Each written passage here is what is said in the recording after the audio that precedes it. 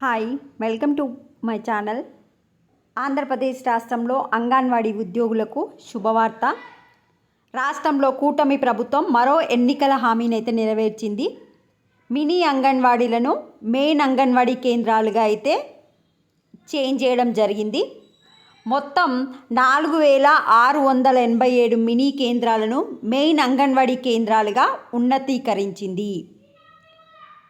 అయితే ఈ కేంద్రాలలో విధులు నిర్వహిస్తున్న 10వ తరగతి ఉత్తీర్ణులైన కార్యకర్తలకు మెయిన్ అంగన్వాడీ కార్యకర్తలుగా పదోన్నతి కల్పించింది.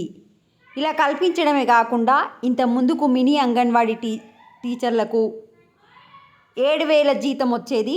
ఇప్పుడు ఆ శాలరీని 11,500 వరకు పెంచడం జరిగింది. అదేవిధంగా 10 మంది కంటే తక్కువ లబ్ధిదారులు ఉండి కిలోమీటర్ పరిధిలోనే మరో కేంద్రం ఉన్న 340 మినీ అంగన్వాడీ కేంద్రాలు సమీప కేంద్రాల్లో విలీనం చేయనున్నట్లు తెలిపారు. అంటే దగ్గరనే తక్కువ మంది విద్యార్థులు ఉంటే పెద్ద దాంట్లో అయితే కంబైన్ చేయడం జరిగింది. మినీ అంగన్వాడీ సెంటర్లను మెయిన్ అంగన్వాడీ సెంటర్గా మారుస్తూ ప్రభుత్వం ఉత్తర్వులు జారీ చేయడంపై AP anganwadi workers helpers union అధ్యక్ష కార్యదర్శులు బేబీ రాణి సుబ్బరావమ్మ మంగళవారం ఒక ప్రకటనలో హర్షం వ్యక్తం చేశారు.